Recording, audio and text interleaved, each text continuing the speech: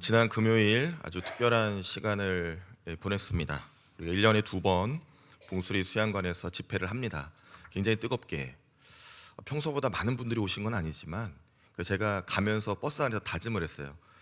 가능만 하다면 모두를 안수 기도해드리고 싶다. 그 마음으로 가서 열심히 우리 함께 기도하고 찬양하고 영광을 올려드렸습니다. 다음날 얼마나 피곤하던지 그 정도로 기도를 했는데, 또 우리에게 기회가 있다면 또 전심으로 기도할 수 있는 은혜가 있기를 바랍니다. 감사합니다. 우리 하나님의 부르심이란 찬양 한번 같이 부르겠습니다. 하나님의 부르심에는 후회하심이 없네. 내가 이 자리에 선 것도 주의 부르심이라. 하나님의 부르심에는 결코 실수가 없네. 나를 부르신 하나님의 신실하심을 믿네. 날 부르신 뜻 내 생각보다 크고, 날 향한 계획 나의 지혜로 측량 못하나. 가장 좋은 길로, 가장 완전한 길로 오늘도 날 이끄심 믿네.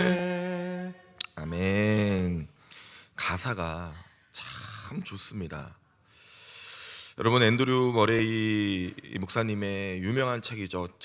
얇은 책이죠. 겸손이라는 책에 보면 그리스도인에게 가장 중요한 자리를, 그 덕목을 겸손이라고 합니다.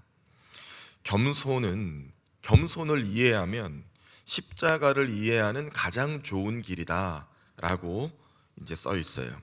그리고 하나님을 아는 조건이 된다. 또한 영적인 생활의 놀라운 비밀이 그 겸손 안에 있다라고 이 저자는 말합니다. 그렇게 겸손은 하나님의 은혜와 임하심이 있는 자리. 왜냐하면 이 겸손이라는 그릇에 하나님의 은혜가 담긴다라고 이 목사님은 기록을 해놨어요. 여러분, 오늘 본문의 저자인 모세는 이 출애굽한 당시의 그 1세대 그리고 2세대를 향해서 이스라엘 백성과 자손에게 하나님의 백성이 어떻게 살아가야 할지를 명확하게 기록하게 됩니다. 그것이 오늘 본문 말씀이죠. 그 배경은 바벨이에요. 여러분, 성경에서 바벨만큼 부정적인 단어가 없을 만큼 부정적인 말입니다. 사전적인 의미로는 죄의 땅, 혼란, 혼돈, 그게 바로 바벨입니다. 바벨은 교만의 상징과 같은 말이죠. 그곳 바벨은 그런데 살기 좋은 땅이었어요. 부정적인 의미가 가득히 있었지만 아주 살기 좋은 평지였고, 또 물이 많았습니다. 고대 사회에서 물은 굉장히 중요한 생명과 직결된 문제였거든요. 그리고 자원도 풍부했어요. 눈으로 볼 때는 매우 매혹적인 땅이 바벨이었습니다. 본문에 보니 온 땅의 언어가 하나, 말도 하나, 이렇게 기록되어 있죠. 그 말은 서로 간의 소통이 원활했다라는 것을 의미하는 겁니다. 그들이 동쪽으로 이동했다고 하네요. 방향이 있다는 것은 기준이 있겠죠. 어디를 기준으로 동쪽으로 이동했나? 바로 에덴을 기준으로 동쪽으로 이동했습니다. 하나님과 화평했던 에덴, 첫사람 아담이, 하나님이 생기를 불어넣어 지은 이 첫사람 아담이 하나님과 동행했던 그 에덴을 쫓겨나게 되죠. 그 이유가 무엇인지 다 아실 겁니다. 죄를 선악을 알게 하는 열매, 그것을 과실의 열매를 먹지 말라고 했는데 그것을 먹어서 쫓겨나고, 그 이후에 인류가 엄청난 죄를 계속 쌓아내면서 노아 때의 큰 홍수로 하나님이 인간을 멸하셨어요. 그리고 나서 하나님이 노아와 노아의 가족을 구원하셨고, 그리고 또 번성했습니다. 그리고 나서 동쪽으로 이동했다는 말이에요. 죄가 쌓여 모두가 죽는 심판을 경험하고 나서 동쪽으로 이동했다. 여러분, 동쪽으로 이동했다라는 말은 하나님과 화목했던 에덴으로부터 더 멀어졌다는 의미를 가지고 있어요. 하나님과 멀어지는 겁니다. 하나님과 계속해서 죄 때문에 멀어지는 인간을 말하고 있는 겁니다. 그런데 이 인간이 하나님과는 멀어지면서 서로 의사소통 잘해서 어떤 일을 지금 꾸미고 있어요. 인간이 하나님 없이 연합하여 어떤 일을 만들고 있다는 말입니다. 이들이 하는 일은 오늘 본문에 보니까 성읍과 탑을 건설하는 일이었어요. 그간 건축을 할 때 그 당시 사용했던 것은 돌과 진흙이었는데 이제 돌과 진흙을 사용하지 않고 아주 강한 벽돌을 만들겠답니다.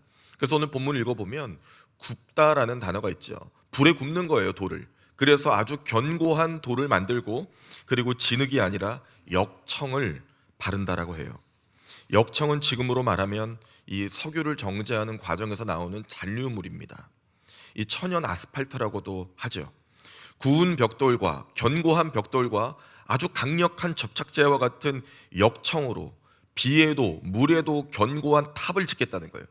그러니까 방수 기능이 있는, 지금으로 말하면 건물을 단단하게 아주 높게 저 하늘까지 닿을 수 있을 만큼 높게 짓겠다라고 합니다. 왜 그럴까요? 오늘 보면 4절에 그 말씀이 나와 있어요. 먼저는 우리의 이름을 내자라고 합니다. 우리의 이름을 내자. 인간의 이 기념비적인 업적을 만드는 것이죠. 우리의 이름을 내자. 하나님께 복종하지 않고 그분께 영광을 올려드리지 않고 자기 영광을 얻고자 하는 인간의 본성이 담겨 있는 겁니다. 그분을 영화롭게 해야 되는 본연의 자세를 잃어버리고 정반대의 방향으로 가고 있는 것이죠. 성경은 이러한 일들, 이러한 마음에 대해서 한 단어로 규정해요. 교만이라고 합니다. 교만. 하나님은 교만한 자를 미워하십니다. 하나님은 교만한 자를 미워하세요. 잠언 15장 6절 말씀이죠. 아닙니다. 내려주세요. 무릇 마음이 교만한 자를 여호와께서 미워하시나니 피차 손을 잡을지라도 벌을 면하지 못하리라는 말씀이 있어요. 무릇 마음이 교만한 자를 여호와께서 미워하시나니 피차 손을 잡을지라도 벌을 면하지 못하리라. 마치 오늘의 본문을 말하는 것과 같은 그러한 말씀입니다. 하나님은 교만한 자를 미워하신다고 성경에 기록되어 있어요. 그리고 이들이 말합니다. 온 지면에서 흩어짐을 면하자. 우리의 이름을 높인 다음에 온 지면에서 흩어짐을 면하자. 여러분, 이것이 우리가 그냥 읽으면 교만한 일이구나, 그런데 이게 무슨 의미일까 쉽게 넘길 수 있으나 굉장히 중요한 의미입니다. 심각한 불순종이에요.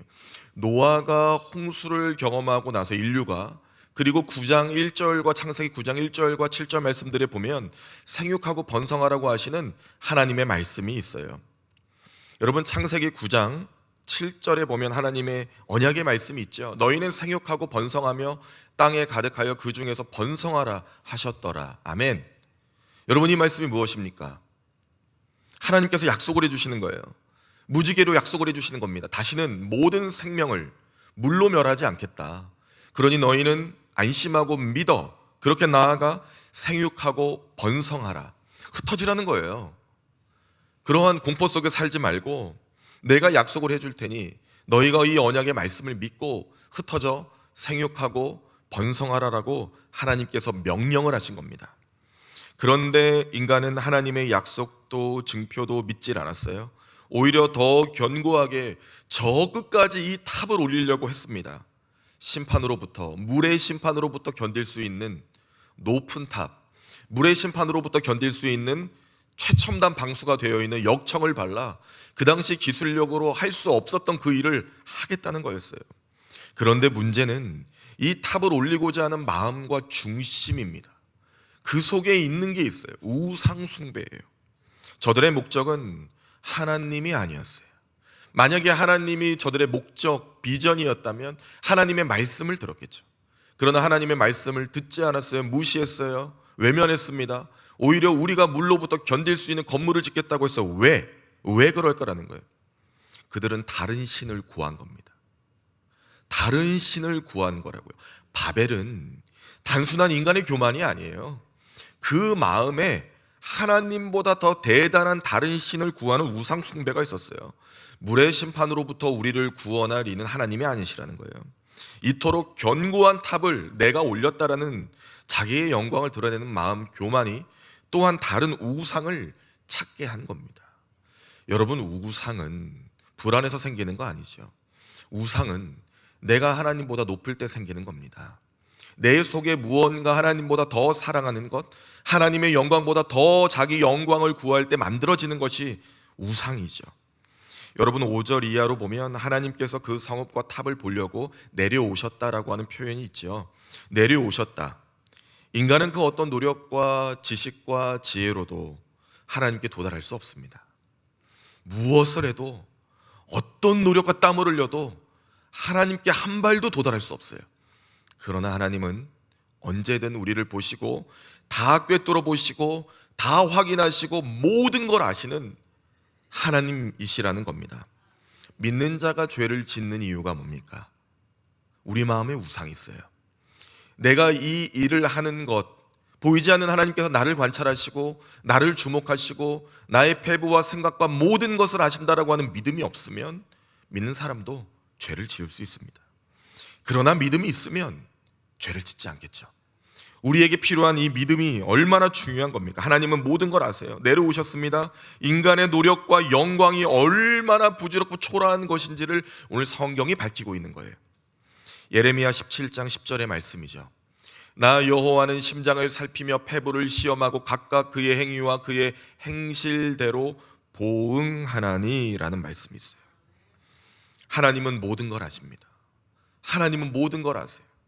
그러니 제발 하나님 나에게 왜 그러시냐고 묻지 마세요. 하나님이 모르셔서 아닙니다. 다 아시니까 그 일을, 그 고통을, 때로는 기쁨을 주시는 거예요. 모든 것이 하나님의 은혜라고 고백해야죠. 그런데 오늘 바벨에는 하나님이 계시지 않습니다. 이게 문제죠. 대단히 좋아 보이는 공동체가 있을 수 있어요. 대단히 좋아 보이는 연합이 있을 수 있습니다. 세상의 정치든 경제든 뭐든 상관없어요. 그런데 만약 그곳에 하나님이 계시지 않는다면 여러분 어떻게 하시겠습니까? 그 모임에, 그 조직에, 그 연합에, 그 일에 하나님이 계시지 않는다면 그곳은 교만이 있겠죠. 인간이 해낼 수 있다라고 하는 이 위험한 생각, 이 마음들, 그러나 하나님은 다 보고 계세요. 다 보고 계십니다. 이 교만, 바벨, 사단이 우리로 하여금 넘어지게 하는 가장 좋은 길이 바로 교만입니다. 아까도 우리가 말씀을 읽었잖아요. 교만은 패망의 선봉이거든요. 16장 8절 말씀입니다. 잠언. 교만은 패망의 선봉이고 거만한 마음은 넘어짐의 앞잡이라고 나와 있어요. 교만한 순간 이미 넘어진 거예요. 이미 넘어진 겁니다. 이미 넘어져 있는 거예요. 그것이 패망이죠. 하나님이 계시지 않으니 하나님의 뜻이 없어요. 여러분, 그러나 이 바벨탑 사건은요, 단순하지가 않습니다. 상당히 저로 하여금 고민하게 하는 설교의 본문이었어요. 왜냐하면 바벨은 저주의 이야기가 아닙니다. 바벨은 심판의 이야기가 아닙니다. 바벨은 절망의 이야기가 아닙니다.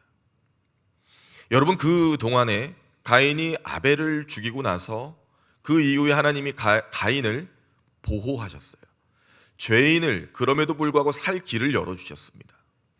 여러분, 그 외에도 성경의 여러 역사를 보세요. 노아를 보세요. 홍수 이후에도 하나님은 죄인을 심판하셨으나 그 이후에 구원의 길과 번성과 축복을 내리십니다. 성경의 모든 구조를 보세요. 다 같습니다. 그런데 이 바벨을 보세요. 여러분, 잘 보시면 언어를 나누셨고 사람을 흩으셨지 심판이 있습니까? 그래서 잘 보아야 합니다. 오히려 이 바벨은 절망이 아니라 소망의 이야기거든요. 인간이 교만하여서 죄를 짓고 우상 숭배를 하여서 하나님을 버린 이들에 관하여서도 하나님은 오히려 더 교만하지 않도록 언어를 혼잡하게 하셨고 그들을 흩으셨어요. 그런데 이것은 결말이 아닙니다. 죄로 인해서 영원히 죽을 수밖에 없는 인간을 그 교만의 사슬을 끊으시고 하나님이 놀라운 기회를 주시거든요. 한 사람이 나와요. 오늘 11장에 보면 이 바벨탑 사건 이후에 족보의 이야기들이 나온 후에 12장으로 넘어가면서 믿음의 사람이 준비되어 있습니다. 그 사람이 처음에는 아브람으로 불리고요, 나중에는 아브라함으로 불립니다. 본문 11장을 지나 12장이 되면 이 우상 숭배가 가득했던 자리에서 한 사람을 부르는데 그가 아브라함이었어요. 하나님은 잃어버린 자를 포기하지 않으십니다. 오히려 더 큰 소망을 주세요. 창세기 12장 2절의 말씀입니다. 함께 화면을 보고 읽어보겠습니다. 시작.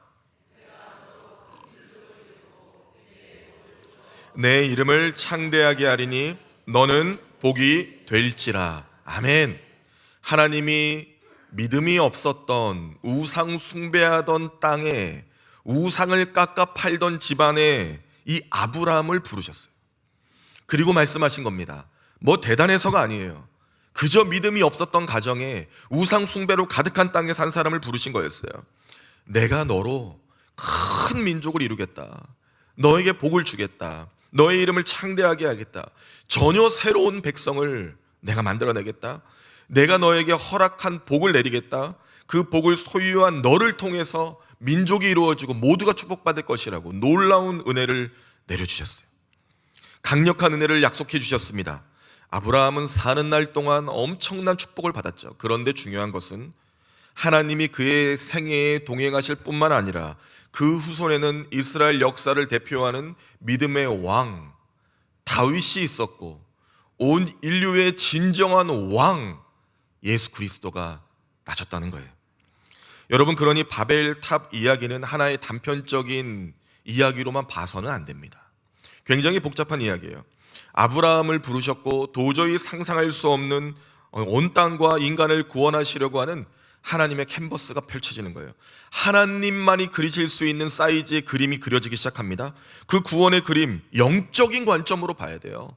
구속사의 관점으로 봐야 돼요. 예수 그리스도의 십자가의 죽음과 부활의 관점으로 봐야 되는 겁니다. 그러면 예수님이 보여요. 예수 그리스도가 보입니다. 그러면 본문이 우리에게 질문하기 시작해요. 그 본문을 통해 예수님을 발견하면 질문이 들어오기 시작하는데, 화면을 보시면 제가 세 가지로 한번 나눠봤어요. 중요한 것은 이 노란색으로 표시했죠. 내 인생의 복이 어디서 오는가라고 하는 질문을 받습니다. 도대체 내 인생의 복이 어디서 오는가? 그리고 두 번째는 가정과 교회의 평강과 부흥을 허락하시는 이가 누구인가? 과연 누가 이 일을 허락하시는가라는 거예요. 그리고 세 번째는 너를 복이라고 부르면서 과연 붙드시고 세우시는 분이 너와 무슨 관계가 있는가라고 물어보십니다. 이 세 가지를 그대로 좀 놔둬주세요. 이 복이 어디서 오는지, 누가 허락하시는지, 그리고 내가 그분과 무슨 관계가 있는지 주님이 우리에게 물으신다는 거예요. 됐습니다.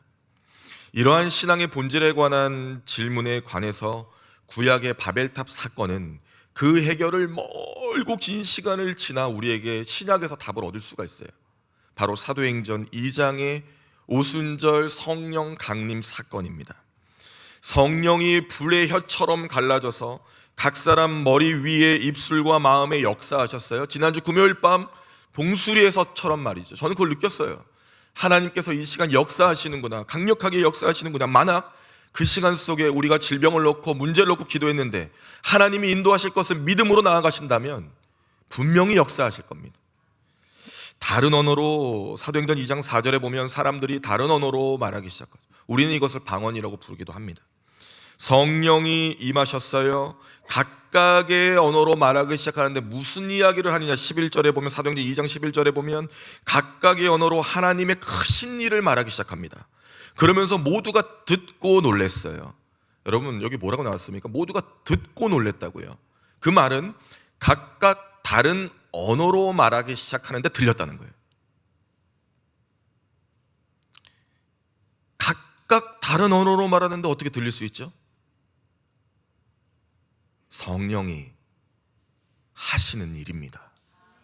성령은 교회를 하나로 묶으세요.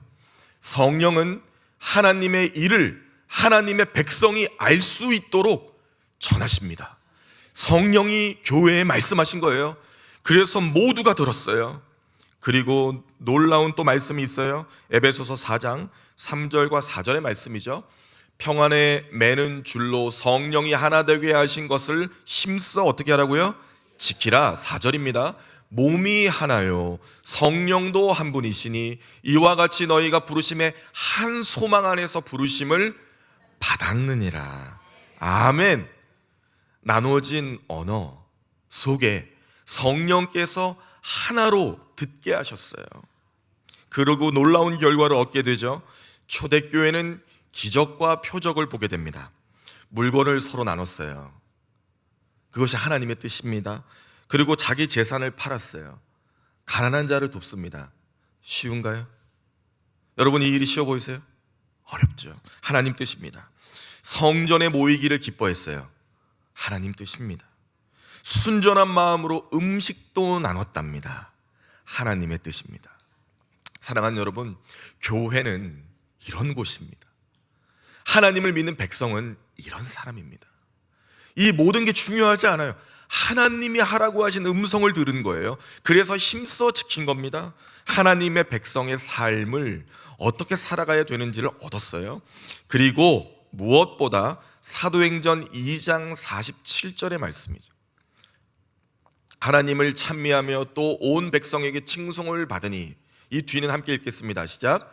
주께서 구원받는 사람을 날마다 더하게 하시니라.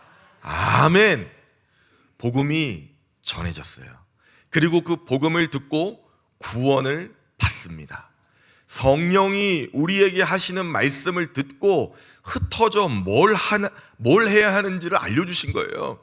너희가 흩어져 해야 될 일은 복음을 전하고 선포하여 영혼을 구원하는 일이라고 하나님께서 영적으로 생육하고 번성하라고 흩어지라고 하셨는데, 흩어지지 않고 이 바벨탑에 모여서 이것을 견고하게 짓고 우리를 물로부터 심판을 구원해 줄 다른 우상을 구하고 있는 이 완악한 마음에도 불구하고 하나님은 사도행전 2장 오순절 마가의 다락방이 역사가 있기까지 끊임없이 왕을 보내시고 선지자를 보내시고 말씀을 주셔서 사건과 상황을 통해서 오래 참고 기다리시며 예수 그리스도의 죽음과 부활까지 기다리시면서 우리를 구원해 주셨다는 그 의미가 이 바벨 창세기 11장에 있는 겁니다.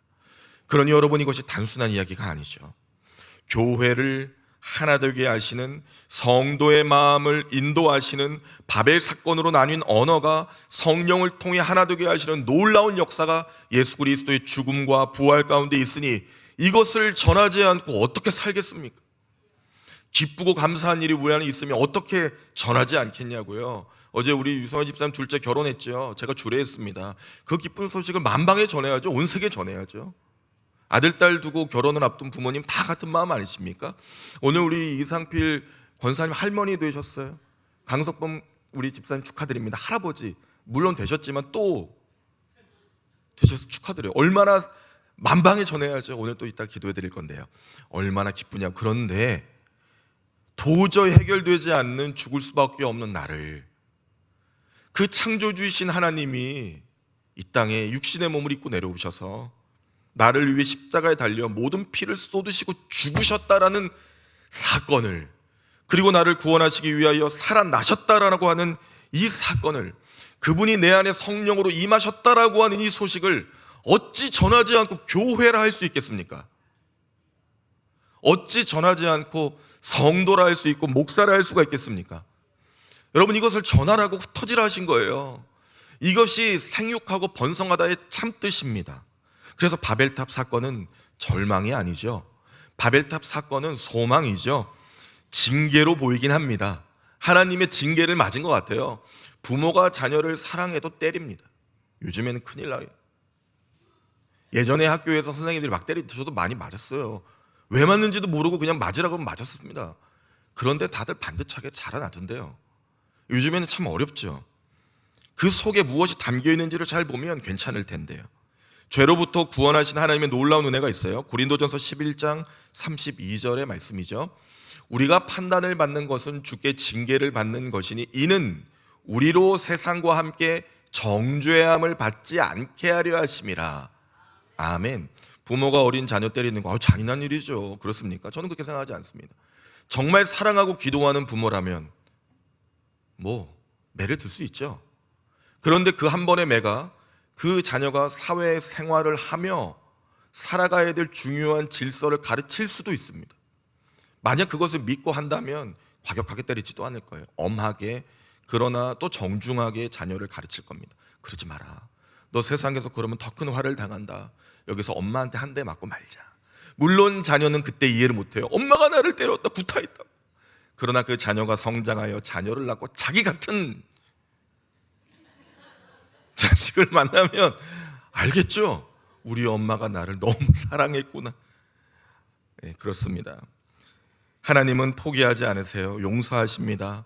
은혜의 자리를 예수 그리스도 이름으로 주셨어요. 사랑하는 여러분, 거룩한 제단을 받으셔야 될 주인이 나를 대신하여 죽으셨어요. 우리가 과연 거룩한 제단을 어떻게 드립니까? 이 죄 많은 인간이요, 정말 연약한 우리가 무슨 거룩한 제단을 드립니까? 제가 오늘 설교 말씀 너무 멋있게 지어놓고 너무 부끄러웠어요. 주님 앞에.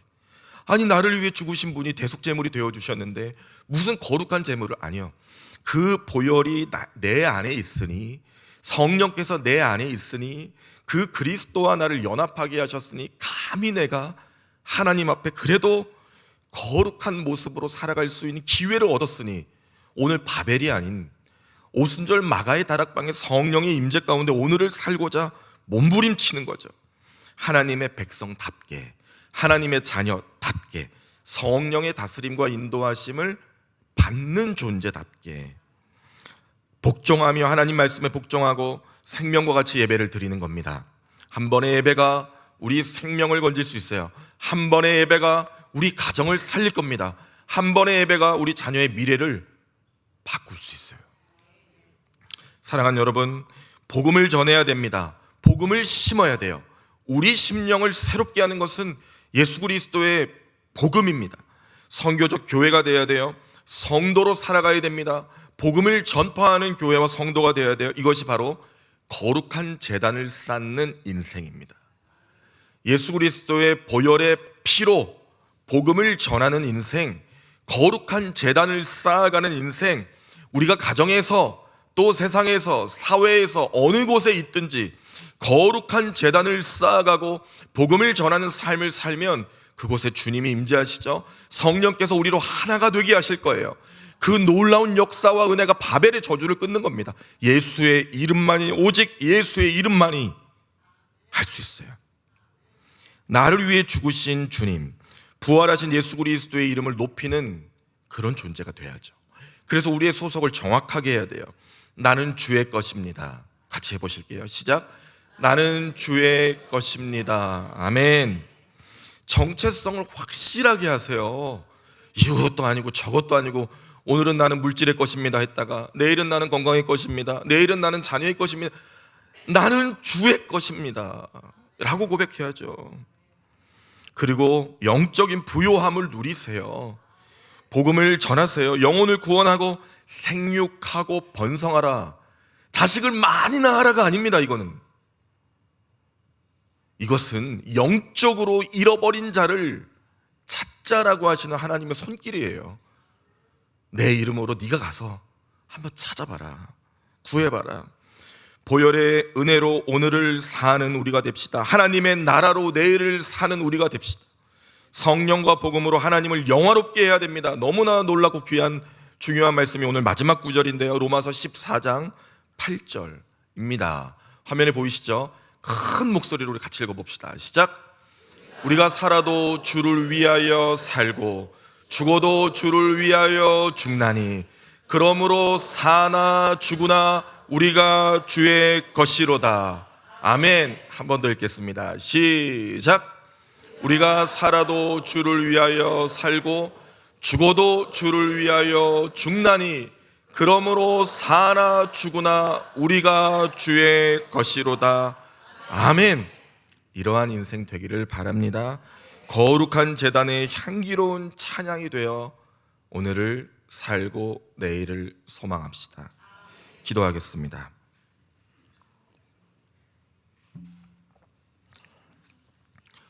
죽을 수밖에 없었던 죄인인 나를 구원하신 하나님, 어제도 바벨에서 허우적대는 나를 부르시고 오늘도 죄 가운데 놓여져 있는 우리를 부르셔서 하나님의 거룩하신 말씀을 듣게 하시니 감사합니다.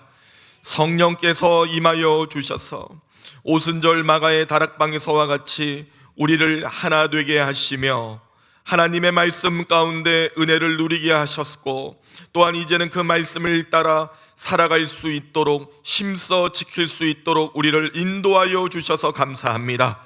세상은 물질과 악함과 하나님 없이도 잘 살 수 있다라고 하는 너무나 강력한 죄로 물들여져 있습니다. 우리 눈에 좋아 보이는 많은 것들이 있으나 하나님 보시기에 기쁨이 없습니다. 그러나 여기에 하나님의 사람들이 이렇게 많습니다. 하나님, 우리 남부교회 일부 예배를 드리는 온 성도를 축복하여 주셔서 감사합니다.